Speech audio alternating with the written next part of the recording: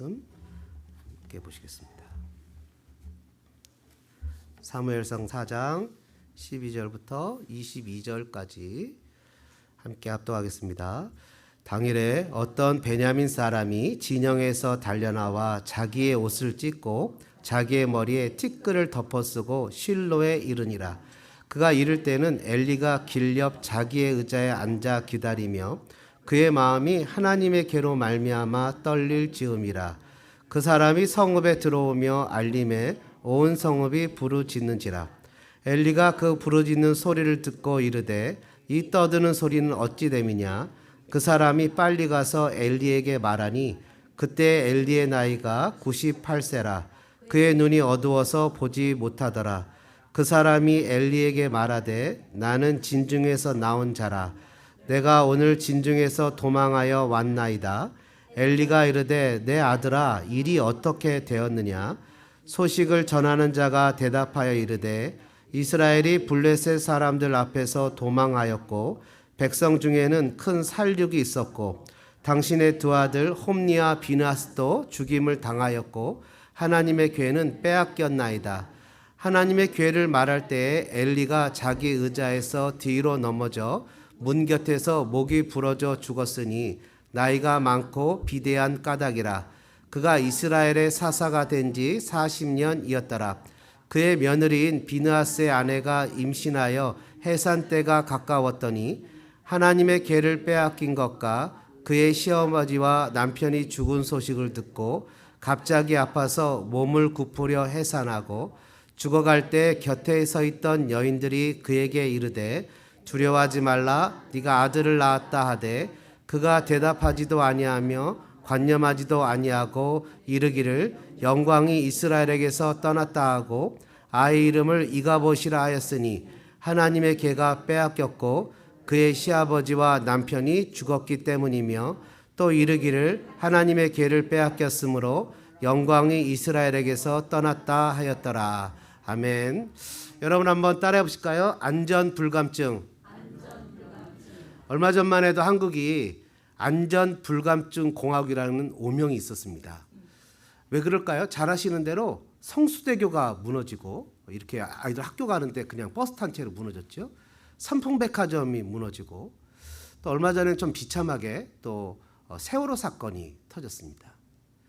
가끔 보니까 미국도 뭐 다리 무너지는 사건이 나긴 합니다만 여하튼 한국은 이런 일에 대해서 좀 민감하게 사회가 반응하지 않아서 일어난 사건들이었습니다.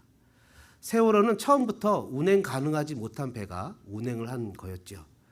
안전불감증이란 모든 것이 안전하다고 생각하고 위험이 없다고 여기는 것입니다. 한국이 이런 일을 허용하는 이유는 두 가지 때문이라고 합니다.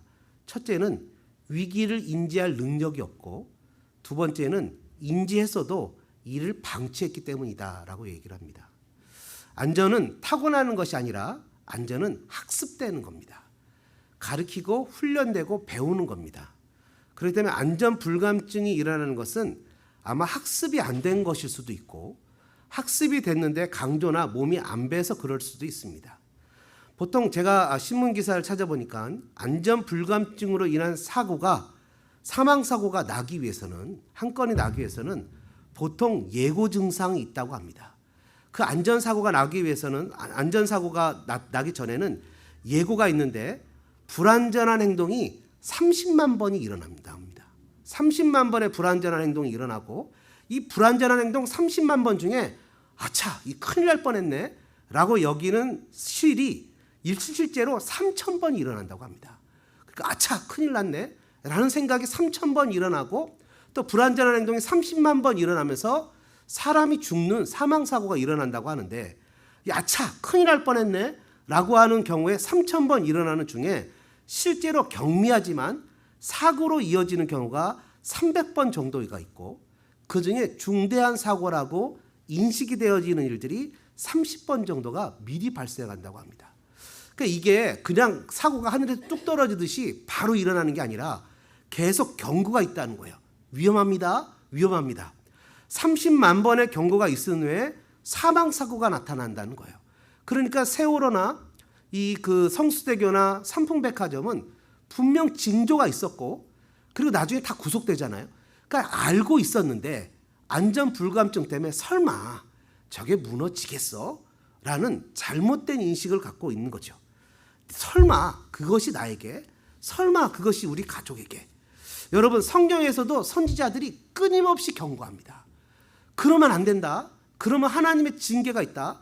수없이 반복해서 경고하고 돌아오라고 하지만 이스라엘 사람들은 안전 불감증에 걸린 것과 같이 그것에 대해서 어떻게 그렇게 민감하게 반응하지 않는지 모릅니다. 이 사건은 비단 이스라엘의 문제만은 아닌 것 같습니다. 오늘 이 시대에 살아가는 저와 여러분에게도 어쩌면 안전 불감증에 걸려있는 분들이 있을 수 있겠다라는 생각이 들어갑니다. 혹시 설마 그런 일이 나에게, 우리 자녀에게, 뭐 어제도 괜찮고 오늘도 괜찮았는데 그냥 살아가겠지. 과거 속담에도 그런 말 있잖아요. 설마가 사람 잡는다는 말이 있습니다. 여러분, 고린도후서 4장 4절에 보니까 이 세상의 신이 믿지 아니하는 자들의 마음을 혼미케 한다 이렇게 표현합니다. 마음을 혼미케 한다고 그러죠. 한번 따라해 볼까요? 마음을 혼미케 합니다. 마음을 혼미케 한다는 것은 사람을 무감각하게 만든다는 거예요. 그래서 보여야 될 것을 보지 못하게 하고 깨달아야 될 것을 깨닫지 못하게 하고 마음을 딴 데 뺏겨서 살아가는 게 너무 바쁜 거예요. 너무너무 바빠요. 여러분, 어떤 분들은 살아가기에 너무 바빠서 실은 정말 아플 새도 없이 살아가는 분들 간혹 있습니다. 특히 미국 이민 생활이 그렇죠. 정신없이 돌아갑니다. 여러분, 오늘 본문도 이스라엘 제사장 엘리와 그의 아들 두 아들 옴니와 비느하스, 그리고 비느하스의 아내가 하루 만에 죽는 처참한 사건이 나타납니다. 얼마나 이 안타까운 사건입니까? 대제사장 집안이 하나님의 징계를 받아 하루아침에 몰락해버리는 정말 어처구니 없는 사건이 나타났습니다. 이게 하루아침에 보통 그런 분들 있잖아요. 가끔 가다가 잘 참으니까 누가 뭐 잘못하면 말 안 하고 참아요. 또 뭐 잘못하면 말 안 하고 참아요. 그러다가 참다 터져요. 그 터짐을 당하는 대상은 갑자기 왜 저러지? 라는 생각을 해요. 여러분, 그런 경우들 많이 보시죠? 그런 경우들이 왜냐하면 나는 수없이 참았는데 상대방에게는 그게 전달이 안 된 거잖아요. 상대방은 그냥 그게 그런 줄 알았어요. 근데 홈리와 비느하스와 이 엘리 제사장 가문은 하나님이 하나님의 사람을 보내기도 하고 선지자를 보내기도 하고 하나님이 직접 엘리에게 얘기하기도 하고 수없이 경고를 했어요. 수없이 경고했는데 이들이 듣지 않았다는 거죠. 여러분, 몸의 이상도 분명 경고가 있습니다. 몸을 무리하게 쓰면 몸이 얘기를 해요. 제발 좀 쉬어주세요. 근데 사는 게 바쁘고 또 나 아니면 안 되고 하다 보니 나도 모르게 몸을 혹사시키는 경우가 있습니다. 그러다가 시간이 지나면 몸이 경계선을 넘어가게 되면 문제가 골치 아파질 때가 있어요.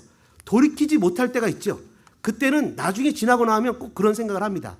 내가 꼭 그때 그렇게까지 안 했어도 되는데. 근데 이상하게 그때는 그거 아니면 죽을 것 같은 생각이 들어가는 거예요. 근데 마음에 조금만 뒤돌아보면, 이따도 얘기하겠지만 조금만 되돌아보면 그거 아니래도 괜찮아요. 그것에 매여서 그거 아니면 죽을 것만 같아서 달려오다 보니 시간도 마음도 몸도 여러 가지로 망가진 나중에 내 모습을 바라보는데요. 여러분, 소중하게 여기면서 소중한 것을 지키지 않으면 소중한 것은 날아가게 됩니다. 하나님의 은혜도 마찬가지예요. 하나님의 은혜를 소중하게 여기지 않으면, 은혜를 귀하게 여기지 않으면, 함부로 여기게 되면 하나님의 은혜는 신기루처럼 사라집니다.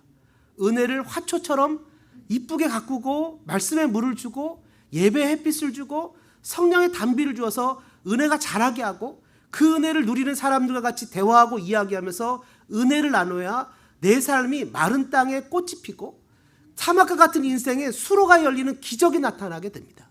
하나님의 사람이 가는 곳마다 길이 바뀌고 삶이 바뀌고 인생이 바뀝니다. 요셉과 같은 사람이 있어야 직장도 복을 받고 교회도 복을 받고 가정도 복을 받는 것은 은혜를 은혜로 하는 사람들이 모이는 사람들이 많아야 된다는 것입니다. 내 마음대로 살면서 함부로 대할 때 하나님의 은혜는 아침 안개처럼 사라져 버립니다. 다시 회복하려면 너무 힘이 듭니다. 그 길을 돌아가려면 너무 힘이 듭니다. 안전 불감증이나 영적 불감증은 우리에게 너무나 무서운 것을 초래하게 됩니다. 마치 나병 환자들이 자신들의 가장 무서운 것 중에 하나가 감각을 느끼지 못하는 거라고 얘기를 하잖아요. 이런 현실에 들어가게 되는데 저는 여러분들이 하나님의 사랑을, 하나님의 은혜를 또 하나님이 주시는 그런 메시지들을 귀하게 여기시는 축복이 있기를 주님 은혜로 축원합니다. 가끔 어떤 목사님들 만나면 그런 얘기합니다. 어느 성도님 때문에 너무 속이 상해서 힘들다고. 하나님 앞에 너무 감사한 건 제가 여러분 속을 상하게 하면 했지 여러분이 저를 속을 상하게 하는 것은 우리 교회 15년 역사상 한 번도 없었던 것 같습니다. 생각해보니까 원래 교인들이 약간 뻔뻔하군요. 예, 하여튼 여러분들은 속을 상하게 하지 않는 천사들 같은 분들입니다. 어떤 목사님 저한테 그렇게 질문합니다. 너무 힘들다는 거예요, 성도 때문에. 그래서 제가 그랬어요. 힘들게 하는 성도라도 있으면 행복한 겁니다. 그분 떠나면 집에 찾아가야 되실 거 아니에요. 만나자고 해야 될 거 아니에요. 안 만나주면 또 만나달라고 사정해야 될 거 아니에요. 또 집에서 문 안 열어주면 문고리 붙잡고 기도하셔야 될 거 아니에요. 그러니까 속상하게 해도 옆에 있으면 그냥 할렐루야 하고 웃으시고, 아무리 속상하게 하는 성도도 앉아서 목사님 설교 들으니 얼마나 수준이 높은 사람입니까? 목사님 같으면 그런 목사님 앞에서 앉아서 설교 듣겠습니까? 여러분 대단하시군요. 하나님의 은혜를 소중하게 여겨야 되고 성도가 성도를 소중하게 여겨야 됩니다. 여러분, 그래서 이런 것들을 잃어버리는 안전 불감증이 있는데요. 오늘 두 가지를 간단하게 얘기하려고 합니다. 첫 번째 한번 따라해 보실까요? 불안한 마음으로 경고가 옵니다. 여러분, 충격적인 것은 미리 내 마음에 경고가 온다는 거예요. 이러면 안 되지. 이러다 내가 망가지지. 내가 의사한테 한번 가봐야겠는데. 이런 경고가 계속 온다는 거예요. 내 머릿속에, 내 마음속에. 내가 이러다 하나님한테 혼나지. 이게 영적이든 이성이든 영성이든 하나님의 말씀이든 하여튼 삶에 하나님이 만드신 피조물이기 때문에 우리 몸도 하나님이 만드신 거잖아요. 그러니까 여하튼 경고가 온다는 말이에요. 본문 12절과 13절의 내용에 보면 13절에 엘리가 그의 마음이 하나님의 괴로 말미암아 떨린다라고 기록하고 있어요. 다시 얘기하면 하지 말아야 될 것을 한 거예요. 늘 불안한 거예요. 근데 지금까지 괜찮았거든요. 지금까지도 괜찮았으니 앞으로도 괜찮을 거라고 생각을 한 거예요. 근데 마음은 불편한 거예요. 마음이 불편한 사인이 계속 온단 말이죠. 여러분, 엘리가 얼마나 영적으로 무감각해졌습니까? 한나가 막 기도할 때 뭐라 그랬어요? 포도주를 끊으라. 그냥 열심히 기도하는데 영적으로 오해무지한 거죠. 또 사무엘상 3장 1절에 보니까 말씀이 시기하다는 것과 3장 2절에 보니까 엘리의 눈이 점점 어두워 잘 보지 못했다는 것과 오늘 본문 15절도 엘리의 눈이 어두워 보지 못하다고 기록한 것이 육신의 눈만 어두운 것이 아니라 영적인 눈이 어두웠다는 거예요. 예수님 뭐라 했어요? 보지 못하는 것이 보지 못하는 것이 아니라 하나님을 보지 못하는 게 진짜 보지 못하는 거라고 얘기하시지 않았습니까? 하나님의 뜻을 보지 못하는 거예요. 여러분, 이삭, 대표적인 사람이 이삭이에요. 이삭은 눈이 어두웠어요. 그래갖고 분명 자기 아내 리브가를 통해서 하나님이 에서가 아니다, 야곱이 장자가 될 거야 라고 했으면 아멘하고 야곱을 축복을 했어야 되는데, 에서가 만들어주는 별미가 좋아서 에서를 축복하겠다고 하다가 그 집안에 사단이 났잖아요. 그 동생이 아버지를 속였는데도 몰라요. 또 자기 형을 속이고 야곱이 그 가서 고생을 하고 그 엄청난 고생을 했는데, 만약에 이삭이 영적인 눈이 열려서 야곱을 바로 축복했다면 그 고생 없이 하나님의 뜻 가운데 야곱이 이스라엘로 바뀌는 기적을 체험하게 됐을 거예요. 그러니까 인생이 그렇게 꼬이고 안타까운 삶을 가장이 영적인 지도자가 눈이 가려워졌을 때 이런 어처구니 없는 일이 일어났죠. 엘리는 이미 마음에 하나님의 계로 인한 두려움이 있었다는 거예요. 하나님의 계는 하나님의 임재의 상징 아닙니까?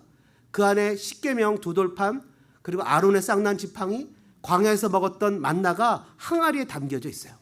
하나님의 임재입니다. 광야 40년 동안 사는 동안 신발이 닳지 않았고 옷이 헤어지지 않았고 그들이 아침 저녁으로 고기와 맛있는 것을 먹고 낮에는 구름 기둥으로 천연 프레온가스도 없는 에어컨 밑에 있었고 저녁에는 그냥 뜨끈뜨끈한 불을 떼서 정말 그냥 일 안 하지 않아도 하나님 은혜 가운데 살 수 있는 은혜를 주신 하나님의 임재의 상징이 바로 언약궤였습니다. 이 언약궤를 블레셋 전쟁하는 곳에 가져간 거예요. 옴니와 비나스가. 하나님의 언약궤가 있으면 이길 거라고 생각한 거죠. 근데 여러분, 하나님의 언약궤가 있어서 이기는 겁니까? 하나님의 마음에 이기도록 허락하셔야 이기는 겁니까? 하나님이 이기도록 허락하셔야 이기는 것이지 하나님의 언약궤가 있은들 무슨 소용이 있습니까? 솔로몬이 그 엄청난 성전을 지어서 봉헌했을 때도 내가 네 기도를 들어서 여기 있을게. 근데 네가 내 율례와 규례와 법도를 떠나고 지키지 않으면 이 성전, 엄청나게 지은 성전이라도 나는 던져버릴 거야. 실제 던져버리시잖아요. 그러니까 하나님은 하나님과 중요한 거예요. 여러분 예를 들어서 어떤 사람을 정말 사랑한단 말이죠. 너무너무 사랑하는데 그 사람을 사랑하는데 가끔 가다가 다이아몬드 반지도 사주고 또 밥도 맛있는 거 사주는데 마음은 딴 사람한테 가 있어요. 외형적으로 물질을 주는지 몰라도 마음은 없어요. 여러분 그러면 아무리 부자라도 그 사람보다는 좀 가난해도 진짜로 나를 사랑해 주는 사람한테 가고 싶은 게 원래 인간의 마음입니다. 원래 인간의 마음이라는 거예요. 그러니까 하나님의 언약궤가 있어서 전쟁에 이기는 것이 아니죠. 그러니까 하나님을 부적 정도로 여긴 거예요. 하나님을 그냥 부적 정도로만 여기고 액땜하는 정도로만 여기는 거예요. 여러분 그러나 엘리가 맨 처음부터 언약궤를 달라고 했으면 내주지 않았을 겁니다. 왜냐하면 그도 대제사장이고 하나님의 음성을 들었거든요. 근데 그가 마음이 너무 불편했지만 자녀들이 너무 이쁘다 보니까 자녀들에게도 이름을 어떻게 지어줬다고 그랬어요? 애굽식 이름을 지어줬다고 했죠. 너무 이쁘니까 유대인식 이름이 아니라 너희들은 이 세상에서 정말 애굽처럼 멋지고 훌륭하게 자라야 돼 라고 하면서 세상적인 이름을 지어주고 세상적인 방식으로 아이들을 키웠단 말이죠. 그러니까 하나를 달라고 그러면 하나를 내주고 그러다 보니 둘을 달라고 그러고 넷을 달라고 그러고 나중에는 엘리가 얘기해도 말을 듣지 않을 정도로 자랐어요. 가끔 가다가 보면 어떤 분들이 우리는 우리의 기죽게 하고 싶지 않아요 하면서 애들 원하는 대로 다 해주고 싶다고 하는데 여러분 선과 악을 구분하지 못하는 아이들에게 자신들이 좋아하는 것이 인생의 구분점, 기준으로 삼는 것은 아이들을 죄송합니다. 사이코패스로 키우는 거예요. 사회생활이 되지가 않는 거죠. 그 어린 나이에 도덕이 무엇이고 선이 무엇이고 하나님의 말씀이 무엇이고 삶의 기준이 무엇이고 상대방과 어떻게 더불어 살아야 되는지를 모르고 기준이 없는데 기죽이지 않겠다고 그 아이가 원하는 대로 다 해줘버리면 아이의 마음에 스탠다드가 생겨요. 기준점은 사회성이 아니고 도덕성이 아니고 말씀이 아니고 내 기분이에요. 내가 하고 싶은 대로 다 하는 거예요. 여러분 사이코패스가 다 비정상적인 가정에서 나오는 게 아니라고 해요.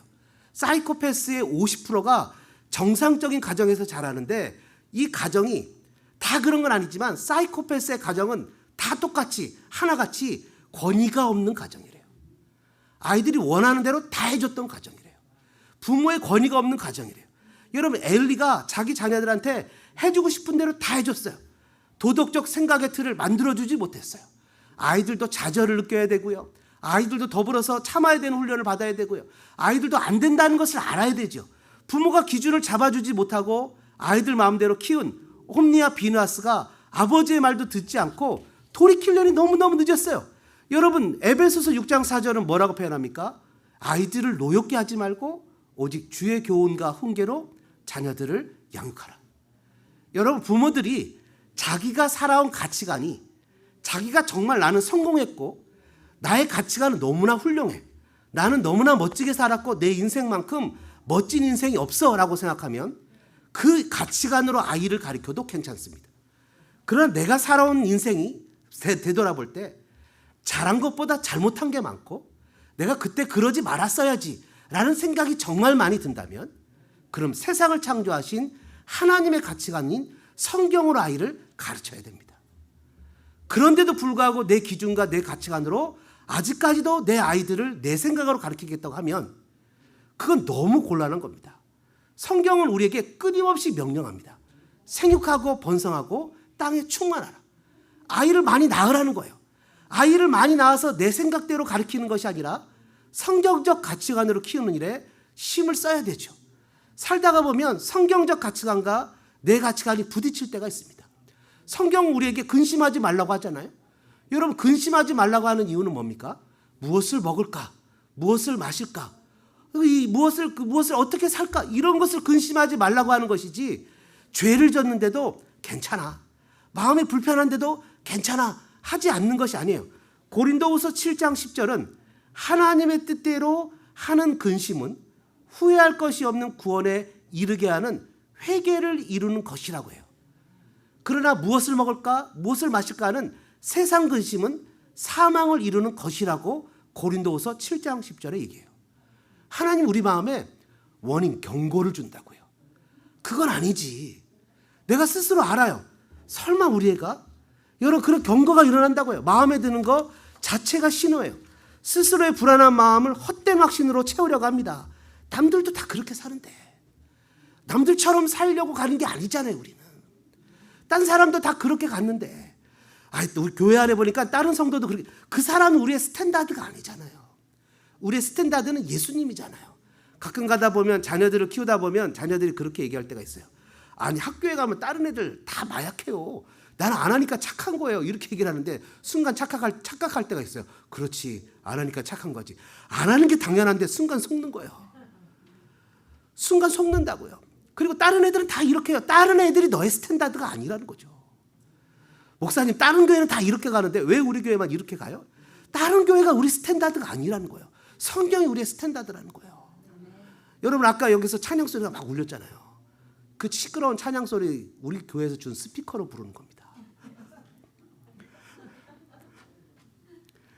내 발등을 찍지 이러는 것은 세상의 원리입니다. 찬양 소리가 나니까 좋잖아요. 불경 소리보다. 여러분 이러면 안 되지 않은 마음이 들 때 깨어나야 됩니다. 저는 여러분들이 영적으로 민감하기를 축복합니다. 두 번째로 마지막 두 번째로요. 안전 불감증은 한번 따라해 보실까요? 하나님을 마음에서 밀어냅니다. 여러분 엘리 자녀들에 대한 경고는 이미 사무엘상에 여러 번 기록되어 있습니다.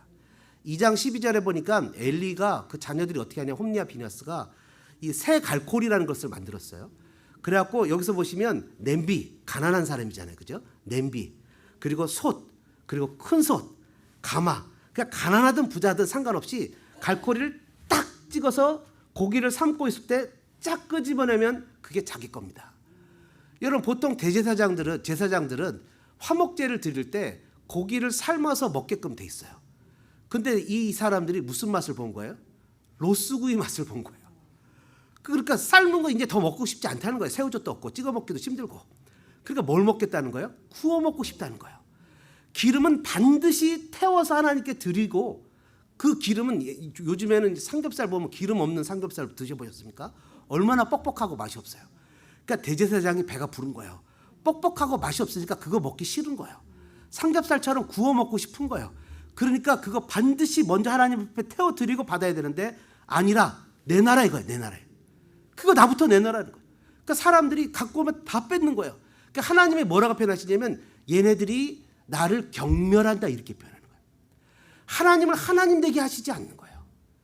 여러분 우리가 하나님을 하나님 되게 하시는 유일한 방법이 뭐라고 생각하십니까?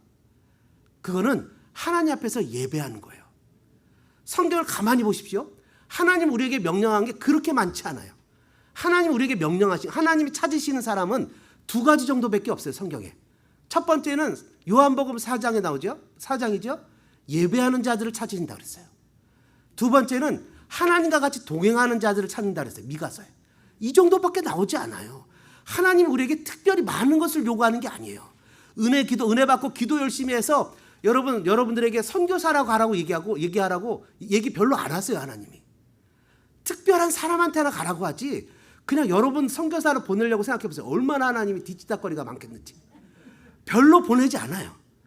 하나님이 여러분 집 팔아서 바치라고 별로 얘기하지 않아요. 하나님 여러분들이 행복하게 사는 거 원하세요. 좋은 거 먹고 맛있는 거 먹고 비싼 거 먹고 좋은 운동하고 행복하게 살기를 원하세요. 자녀들하고 외식도 좀 하고 행복하게 지내는 거 원하세요. 하나님이 원하는 게 많지 않아요. 단 하나. 예배 똑바로 드리자. 예배하는 자를 찾으신다고 했잖아요. 두 번째, 나랑 같이 동행해달라는. 그거밖에 없어요. 근데 이 사람들 어떻게 합니까? 가난한 자든지 부자든지 할 것 없이 하나님 것을 경멸해요. 하나님 것을 다 뺏어서요. 그리고 또 2장 22절에는 심지어 회막에서 수종 들은 여인과 동침해요. 엘리가 뭐라 그럽니까? 얘들아 제발 얘기를 하는데 사람과 사람 사이에 죄를 지으면 하나님 앞에 제사를 해서 용서를 받겠지만 사람이 하나님 앞에 죄를 지면 누구한테 빌어서 용서를 받겠니? 그럼 이거 하지 말아라. 그렇게 얘기를 해도 그 아버지 얘기조차 듣지 않아요. 부모의 말도 듣지 않아요. 왜요? 선악의 기준이 자기 자신이 되어버린 것이죠. 그래서 하나님이 뭐라고 표현하냐면 2장 17절과 30절에 여호와의 제사를 멸시했다 이렇게 표현하는 거예요. 여호와의 제사를 멸시했다는 거예요. 그러면서 엘리에게 분명하게 잘못을 얘기하시는데 2장 29절에 뭐라고 표현하십니까? 이렇게 얘기를 하시는 거예요. 너희는 어찌하여 내가 내 처소에서 명령한 내 재물과 예물을 밟으며 재물과 예물을 밟으며 내 아들들을 나보다 더 중히 여겨 내 백성 이스라엘이 드리는 가장 좋은 것으로 너희를 살찌게 하느냐. 하나님이 얘기하시는 게 자녀 다 버리고 부모 다 버리고 하나님만 섬기라는 게 아니에요. 자녀 잘 키우라는 거예요. 부모님에게 공경하라는 거예요. 근데 하나님의 것은 하나님의 것으로 분명하게 구분해서 하나님을 하나님 되시게 하라는 거예요. 하나님 것도 구분하지 않고 다 줘버리고 자녀에게 삶의 기준도 제시하지 않고 신앙의 기준도 제시하지 않고 가장 중요한 무게를 어디에 두느냐 말이죠. 여기서 내 아들을 나보다 더 중히 여겼다라는 이 중히 여겼다라는 단어가 시브리어의 카베드라는 말이에요. 카베드. 인생의 가치의 무게를 어디에 두느냐라는 거예요. 카베드. 여러분, 인생의 가치의 무게를 여러분들은 어디에 두십니까? 자신의 무게를 두는 쪽으로 같이 갈 수밖에 없잖아요. 그죠? 무게를 두는 쪽으로 같이 가는 거죠. 여러분, 어떤 부자가 예수님에게 와서 이렇게 얘기를 합니다. 예수님, 선한 선생님, 어떻게 해야 구원을 얻겠습니까? 율법을 지켜라. 다 지켰습니다. 그럼 어떻게 하면 될까요? 네가 한 가지 부족한 게 있는데 네 재물을 팔아서 가난한 자에게 나눠주고 나를 따라라. 그 사람의 카베드는 재물이었어요. 하나님보다 재물이 더 무게가 있었어요. 근데 여러분, 여러분 잘 아시는 삭개오 같은 사람에게는 예수님이 재물 팔라는 얘기 안 했잖아요. 은혜 받고 자기가 재물을 팔잖아요. 자기 인생에 무게를 두는 삶이 있다는 거예요. 여러분들의 인생의 무게는 어디에 두고 있습니까? 여러분의 인생의 무게는 무엇에 두고 있습니까? 여러분, 엘리가 죽은 장면이 본문에 나오는데요. 4장의 17절, 18절에 나옵니다. 아들이 죽고 하나님의 개가 빼앗겼다는 얘기를 들을 때 18절에 엘리가 뒤로 넘어져 문 곁에서 목이 부러져 죽습니다. 그 죽은 이유가 나이가 많고 비대한 까닭이라고 표현하는데, 비대한 단어가 앞에 네 아들을 나보다 더 중히 여겨라는 이 중이라는 단어와 비대하다는 단어가 똑같이 카베드라는 단어를 썼습니다. 그러니까 엘리는 하나님보다 아들을 더 중하게 여기기 때문에 벌을 받아 죽은 거래요. 그러니까 이 비대한 까닭이라는 것은 이 사람의 카베드는, 이 엘리의 카베드는 자녀였다는 거예요. 심지어 하나님을 섬기는 사람이. 여러분, 또 이 비느하스의 아내가 죽을 때 언약궤를 빼앗겨서 그 충격으로 죽은 것이 아니라, 그때 밑에 19절부터 이어보면 시아버지와 남편이 죽었다는 말에 충격을 받아 죽습니다. 그때 이 여인이 굽부려서 아이를 낳고 이 여인이 죽죠. 죽어갈 때 여인들이 걱정하지 마라, 네가 아들을 낳았다, 이렇게 얘기를 합니다. 근데 여인은 들은 척도 안 하고 21절에 영광이 이스라엘에서 떠났도다 하고 아이의 이름을 이카베드라고. 가봇이란 말은 카베드란 말이에요. 다시 얘기하면 소중한 것이 없어졌다, 이 말이에요. 소중한 것은 뭐예요? 이 여인에게 소중한 것은 남편이죠. 자기 인생에 있어서 남편만큼 소중한 것은 없었던 거예요. 왜? 남편이 호의호식하게 해주죠. 남편이 인생을 더 잘 살게 해주죠. 남편이 있어야 좀 경제적으로 도움을 받잖아요. 그렇게 생각했던 거예요. 근데 남편이 떠났으니 이 여인의 인생에 카베드가 사라진 거예요. 근데 성경은 뭐라고 표현합니까? 성경은 우리가 영적 불감증에 걸리게 되면, 안전 불감증에 걸리면 내 마음에서 하나님이 멀어지고 중요하지 않은 것들이 내 마음에 중요한 것으로 자리 잡게 된다는 거예요. 정말 중요한 것은 뭐죠? 바로 하나님입니다. 우리 인생에 있어서 정말 중요한 것은 다른 분이 아니라 바로 하나님이 우리 인생에서 가장 중요한 분이 되어져야 됩니다. 여러분, 인생을 살다 보면 아이나 자녀나 가족이나 다 사랑하고 다 귀중하게 여겨야 되죠. 그러나 여러분, 우리 인생에 있어서 하나님의 소중한 것이 무엇인가를 스스로 자문해 보아야 됩니다. 아브라함은 하나님이 아들을 주겠다는 약속을 주셔가지고 본토 친척 아비집을 떠났어요. 그만큼 아들이 너무너무 중요한 거예요. 자녀가 너무너무 중요하죠. 여러분, 살아보니까 자녀가 너무너무 중요해요. 인생에 보니까 그렇게 중요해요. 그래서 제가 옛날에 우리 저 어린 시절에 박정희 대통령이었어요. 그때 그분은 계몽을 했어요. 뭐라 계몽했어요? 아들, 딸 구별 말고 한 10만 낳아 잘 기르자, 이랬어야지 막 낳았어야 되는데, 우리 한국 사람들 얼마나 착한지 듣는 대로 교육받은 대로 다 하는 거예요. 애들이 얼마나 착합니까? 세월호에 애들 탈출하지 말고 기다리라 그래서 애들 다 죽은 거 아닙니까? 너무 착해요, 인생이. 한국 사람 생각해보면 너무 착한 것 같아요. 그러니까 이게 잘못된 거예요. 중국은 뭐 한 명만 나라 그랬다가 요즘 인구가 너무 줄어들기 시작했다며요. 인구 절벽에 떨어지기 시작했어요. 한국은 2300년도에 가면 해외 유입이 이민이 없으면 나라가 없어진답니다. 인구가 줄어들어서. 이게 잘못된 인식을 갖고 있는 거예요. 하여튼 다산이 하나님의 축복이라는 거예요. 많이 낳아야 돼요. 여러분 많이 낳아야 됩니다. 그래서 우리가 하나님의 자녀들을 많이 낳아야 되는데 아브라함은 아들 주겠다는 약속 때문에 본토 친척 아비 집을 떠났습니다. 아비 집을 떠나 하나님이 아들 준다고 해놓고는 아들을 안 주는 거예요. 그래 놓고는 흉년이 들게 하는 거예요. 그래 흉년이 들어서 아브라함이 이 가나안 땅을 떠나서 애굽에 갔잖아요. 근데 생각해보니까 자기 와이프가 너무 이쁘거든요. 그 와이프를 누이라고 속였다가 애굽 왕이 데려가 버리니까 어쩔 수 없었어요. 방법이 없어요. 자기의 힘으로 해결할 수 있는 일이 없어요. 그때 아브라함이 하나님을 저 멀리서 그냥 아들 준다는 약속을 해주신 분이니까 그냥 따라가면 아들 줄 줄 알고 따라왔는데 하나님이 자기 인생에 개입하시는 것을 처음 경험했어요. 자기의 힘으로 해결할 수 없는데 하나님이 자기 인생에 들어오신 거예요. 그리고는 애굽 왕에게 얘기해서 건들면 안 된다는 거예요. 그 여인을 돌려보내라는 거예요. 근데 그 여인만 아내만 돌아온 게 아니라 하나님이 애굽 왕에게 엄청난 재물을 아브라함에게 주해서 아브라함이 부자가 돼서 다시 가나안 땅에 온 거예요. 너무 부자가 됐어요. 하나님이 자기 인생에 개입하기 시작하니까 물질의 축복을 받기 시작했어요. 그래갖고 롯과 헤어졌어요. 롯과 헤어지면서 하나님이 나타났어요. 여러분 롯이 자기 인생에서 갈대아 우르에서부터 계속 동행했던 자기의 유일한 그 의지할 수 있는 대상이었는데 그가 헤어지고 나니까 밤에 외로워서 하늘을 쳐다보고 있으니까 하나님이 오셨어요. 자기 인생에 하나님이 직접 개입했어요.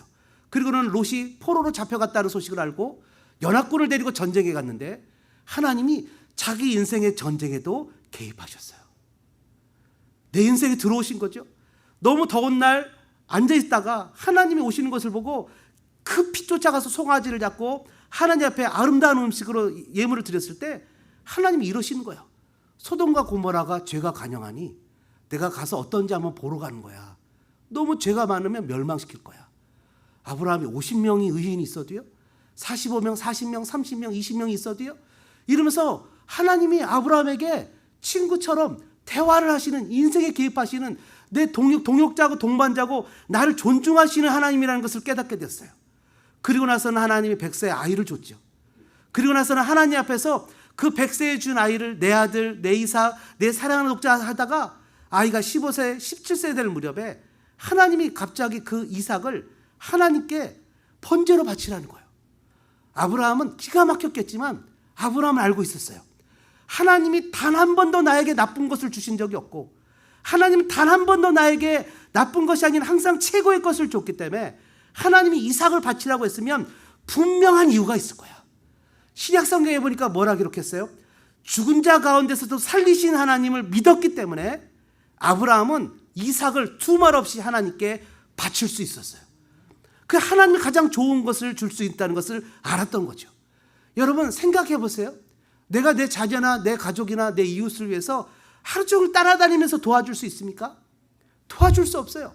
오히려 내가 따라다니면 싫어할 거예요. 친구들이 있는데 엄마나 아빠가 쫓아가면 싫어할 거예요. 내가 쫓아다니면서 아이를 지켜줄 수 없어요. 그러나 하나님은 단 한 번도 멈추지 않고 그 아이를 따라다닐 수 있어요. 아니 함께 할 수 있어요. 아브라함은 알았어요. 이삭에게 가장 좋은 것은 하나님께 드리는 것이라는 걸. 그래서 그는 하나님께 아들을 드릴 수 있는 수준까지 됐죠. 하나님은 우리에게 원하시는 요구가 바로 이런 수준까지 올라가자는 거예요. 그냥 당장 이 땅을 살면서 병이 아파서 몸이 아파서 기도했는데 하나님이 들어주지 않았다고 원망하고 투덜대는 것이 아니라 그럼에도 불구하고 내 은혜가 내게 좋겠다고 말씀하시는 하나님을 신뢰할 수 있는 믿음의 사람이 되기를 원하신다는 거예요. 그때서야 아브라함은 하나님이 원하시는 것을 온전히 다 드릴 수 있고 아브라함을 향해서 하나님이 별명을 만들어 주셨어요. 뭐죠? 하나님의 벗이에요. 하나님의 벗이라는 별명을 주셨어요. 여러분 엘리 제사장과 그의 두 아들은 죽어서 마땅하죠. 그러나 이스라엘 백성들은 무엇 때문에 죽어야 됩니까? 리더를 잘못 만났다고 죽어야 됩니까? 3장에 여러분 우리가 4장에 읽지는 않았지만 앞에 보면 이스라엘이 전쟁을 하는데요. 블레셋과 전쟁을 하는데 먼저 전쟁을 해서 집니다. 4,000명이 죽게 됩니다. 2절에 보니까.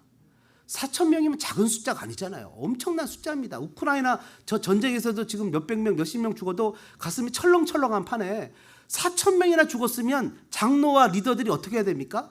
무릎 꿇고 기도하면서 하나님 이게 어떻게 된 일이죠? 하나님 우리에게 전하시는 메시지가 뭐죠? 라고 물어봤어야 되는 거 아닙니까? 근데 이 사람들은 하나님께 물어보지 않고 여호와여 어찌하여 우리에게 오늘 블레셋 사람에게 패하게 여호와께서 어찌하여 우리에게 블레셋 사람에게 패하게 하셨는고 라고 하면서 이거 이해가 안 되는데 하나님 왜 이렇게 하셨는지 이해가 안 되는데 라고 하면서 하나님께 구하지는 않고 하나님을 블레임합니다. 하나님을 원망한다고요. 여러분 사람이 살다가 보면 여러분도 인생에서 똑같이 실패할 때가 있잖아요. 인생에서 살면서 실패했으면 그 자리에 서서 좀 돌아볼 필요가 있는 거 아닙니까? 내 옆자리를 보거나 뒷자리를 보거나 좀 뭔가 돌아봤을 때 그곳에서 나를 위해서 기다리시고 나와 함께 하시는 예수님이 그곳에 계시기 때문에 주님 내가 이곳에서 실패했는데 실패한 이유가 무엇일까요? 라고 주님께 물어볼 수 있는 거 아닙니까?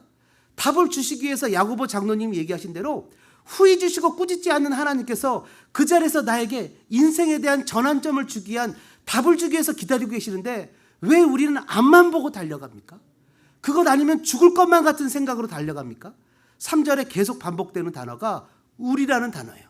우리에게, 우리에게로, 우리 중에, 우리를, 우리 원수들의 손에서 구원하게 하자고 하면서 우리들끼리는 잘 보지만 모든 것의 중심이 우리들 자신이지만 하나님을 향해서 눈을 돌리지 않는다고요. 하나님을 마음에서 밀어냈다고요. 영적 안정감이 사라졌을 때는 내 마음에 하나님을 밀어내고 그 안에 나만 존재한다고요. 하나님을 하나님으로 섬기지 않는 하나님을 하나님으로 섬겨야 되는 이스라엘이 오히려 블레셋에서 하나님의 언약궤를 이것을 부적처럼 갖고 들어오지만 이방인인 블레셋 사람들은 7절에 보니까 오히려 거꾸로 이 사람들이 하나님의 언약궤를 보고 두려워합니다. 오히려 두려워해요. 여러분 1차 전쟁의 패배로 인한 경고를 받았다면 2차 전쟁을 다시 준비해야만 합니다. 한 번 실수하면 막연하게 또 되겠지. 인생에 한 번 실패했으면 그 자리에 서서 하나님한테 물어봐야 되는데 또 되겠지. 앞만 보고 또 달려갑니다.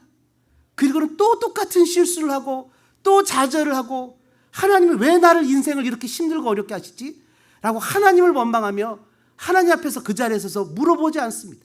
원인이 무엇인지 내 인생 가운데 들어오셔서 나의 삶에 개입하고 인격적인 관계로 나랑 하나님 앞에서 관계성을 가지길 원하시는 하나님에 대해서 지금도 여전히 부적처럼 밀어내고 같은 모습 같은 모양으로 또다시 앞만 보고 달려갑니다. 단 한 번만 옆을 바라보면 단 한 번만 뒤를 바라보면 그것에 주님이 계시고 주님은 지금도 끊임없이 얘기를 하시기 위해서 준비하고 계시는데 우리는 여전히 앞만 보고 달려간다는 거예요. 그러나 여러분 4장을 지나서 같은 장소 같은 민족과 싸웠던 사무엘은 이스라엘 사람들을 미스바에 모으고 금식하고 회개하는데 그들이 전쟁하지 않아도 하나님이 대승을 거두게 하고 그들이 빼앗겼던 모든 도시와 성읍을 다 찾도록 은혜를 주십니다. 해답은 내심으로 달려가는 삶을 멈추고 하나님을 바라보는 겁니다. 첫 번째 전쟁에서 패했을 때 하나님께 여쭤보아야 되는 것입니다. 하나님을 도구로 사용하지 말아야 됩니다. 삶의 실패와 좌절을 맛봤을 때 하나님께서 우리에게 주시는 메시지에 귀를 기울여야 됩니다. 저는 여러분들이 귀가 열리는 축복이 있기를 주님의 이름으로 소망합니다. 이스라엘은 포로기의 신앙의 대전환이 일어났습니다. 고난의 때에 눈이 열리고 귀가 열리게 됐습니다. 하나님의 부르심에 너무 늦어서 돌이키지 못하는 일이 없기를 바랍니다. 예수님은 시험에 들지 않기 위해서 깨어 기도하라고 하셨습니다. 여러분 우리의 삶은 매일 반복됩니다. 또 반복되고 또 반복됩니다. 그 반복되는 삶의 연장 가운데 주님의 감사와 은혜를 누리며 살아가는 복된 교우들 되시기를 주님의 이름으로 축복합니다. 이 시간에 2, 3분 정도 함께 기도하는 시간을 가지면 좋겠습니다. 여러분 혹시 인생의 실패의 자리를 경험해 본 적이 있습니까? 똑같은 실패를 또 경험하고 또 경험해 본 적이 있습니까? 그 자리에 서서 혹시 뒤를 돌아보거나 옆을 돌아본 적은 없습니까? 그곳에 서 계신 주님을 무시하고 여전히 앞만 바라보고 달려간 적은 없습니까? 내 마음에 하나님이 불편함을 주십니다. 불안감을 주십니다. 근데 애써 그것을 합리화시키고 누르려고 하진 않았습니다. 내 마음에 하나님 자꾸 감동을 주십니다. 그건 아니지, 그건 아니야, 그건 아니야. 얘야. 그렇게 가다면 큰일 난다. 그 사인을 무시하고 달려간 적은 없습니다.